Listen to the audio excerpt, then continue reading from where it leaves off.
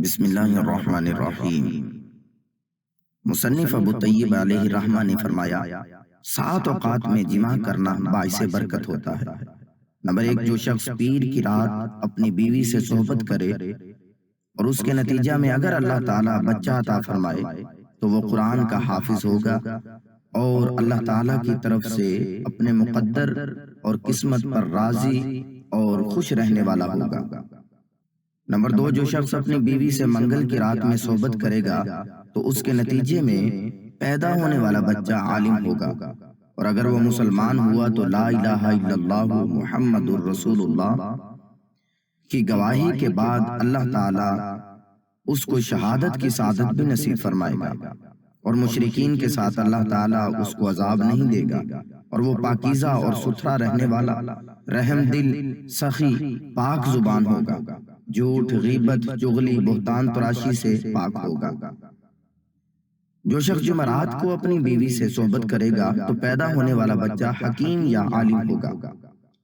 Number 4، جس شخص نے جمعرات کے دن سورج کے زوال کے وقت بیوی سے صحبت کی تو پیدا ہونے والا بچہ اس کے قریب شیطان نہیں آ سکے گا، اللہ تعالیٰ دین اور دنیا کی سلامتی عطا فرمائے گا۔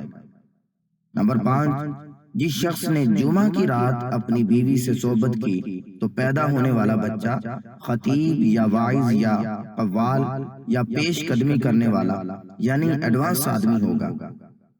جس شخص نے جمعہ کے دن زوال سے پہلے یا عصر کے بعد اپنی بیوی سے صحبت کی تو پیدا ہونے والا بچہ مشہور و معروف عالم ہوگا، اور جس نے اپنی بیوی سے جمعہ کی نماز پڑھنے کے لیے جانے سے قبل صحبت کی تو پیدا ہونے والا بچہ نیک بخت ہوگا اور اسے شہادت کی موت نصیب ہوگی۔